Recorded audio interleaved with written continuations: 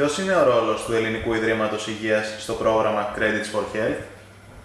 Το Ελληνικό Ίδρυμα Υγείας είναι μη κερδοσκοπικός οργανισμός που επικεντρώνεται στην έρευνα και στην ενημέρωση σε σημαντικά θέματα υγείας. Το ερευνητικό πρόγραμμα Credits for Health θα διευρυνθεί αρχικά σε 3 ευρωπαϊκές χώρες: Ελλάδα, Ιταλία και Ισπανία.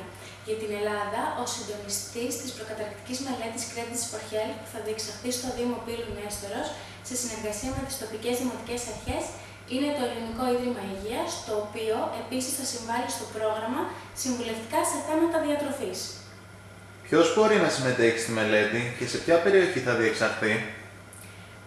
Στο πρόγραμμα μπορούν να συμμετέχουν υγιείς κάτοικοι του Δήμου Πύλου Νέστορος του νομού Μεσσηνίας ηλικίας 20 έως 65 ετών, οι οποίοι θα πρέπει να είναι εξοικειωμένοι με τη χρήση ηλεκτρονικών υπολογιστών ή κινητών συσκευών τηλεπικοινωνίας.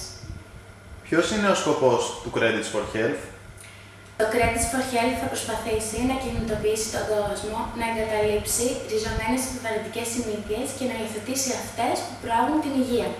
Οι συμμετέχοντες θα προσπαθήσουν να βελτιώσουν τη σωματική τους δραστηριότητα, να υιοθετήσουν έναν πιο υγιεινό τρόπο διατροφής και να συμμετέχουν ενεργά στην κοινωνική ζωή του τόπου.